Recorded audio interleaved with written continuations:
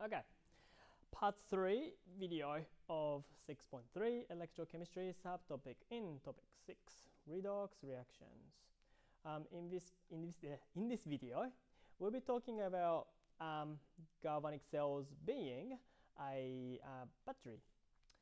And we'll be comparing operation of different types of batteries and what it means in terms of, I guess, test condition and stuff like that. All right, let's look into batteries. All right. So batteries, they are basically portable galvanic cells, and you got different cells inside of batteries, and you know that batteries are also called cells, like Duracell. I'm pretty sure that's where the naming come from. They can come in non-rechargeable, which is called primary cells. They just transform chemical energy into electrical energy using non-reversible redox reaction. For example, household AAA, AA batteries and what's called dry cell batteries are the same thing. Dry cell ones can also come in alkaline batteries as well. They just have different chemicals, and one lasts longer, one would be a bit cheaper to make but don't last that long. So a quality difference really.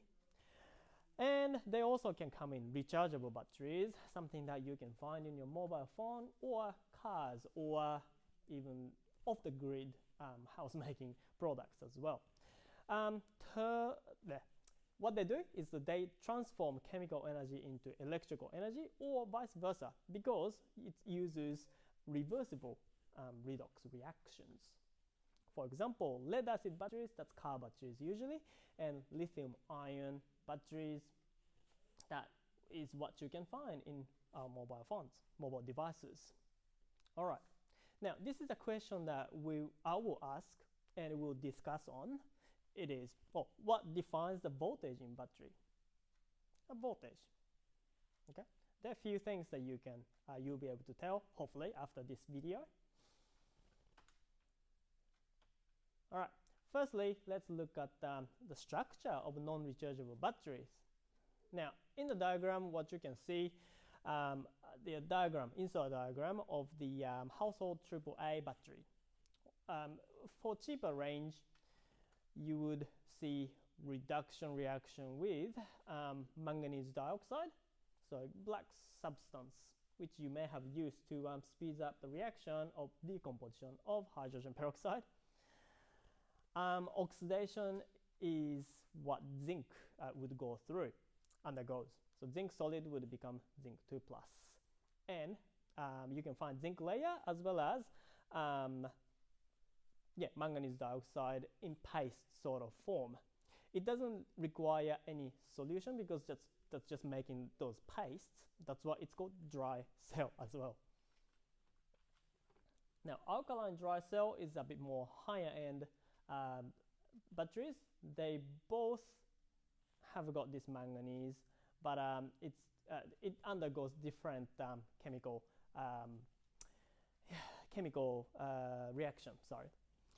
Both redox reactions, these pairs of chemicals produce 1.5 volts, which is quite important if you want to keep running, say, clock at the same pace.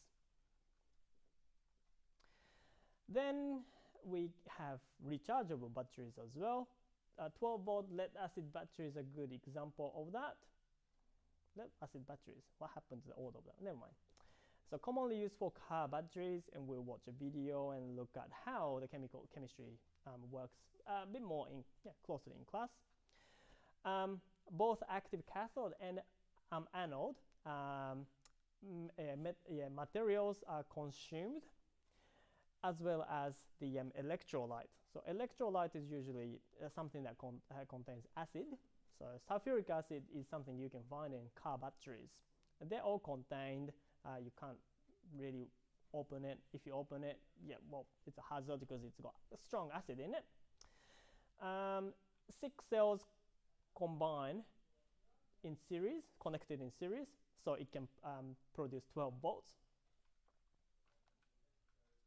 sorry, one cell pair should be making what? 2 volts. Oxidation goes like that. So lead solid is consumed to make lead sulfate. And reduction side, PbO2. So lead oxide is now consumed to make lead sulfate. So this is discharging, and during the recharge, both of the reactions would reverse. So you will get lead metal, lead oxide plate, as well as acid component becoming more. All right. How about lithium ion cell? Well, it is commonly used, as I mentioned, for mobile devices.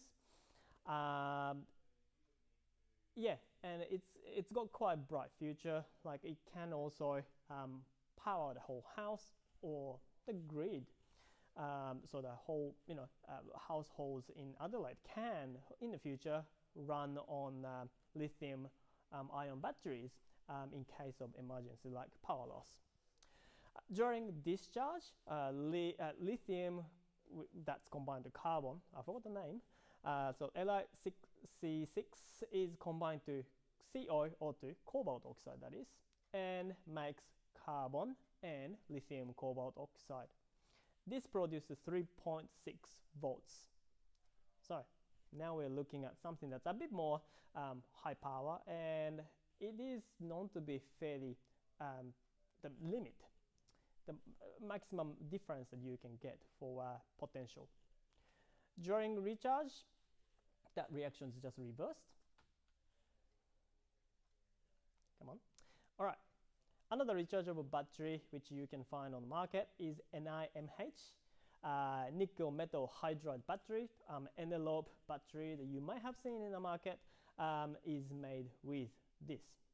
So it uses a nickel salt, as well as metal hydride. So metal hydride, well, you can see the hydrogens here being -1. Sorry, oxidation number of hydrogens -1, and then bonded to metal. After discharging, nickel is now bonded to hydroxide ion, and metal gets released. And during recharge, that's again reversed.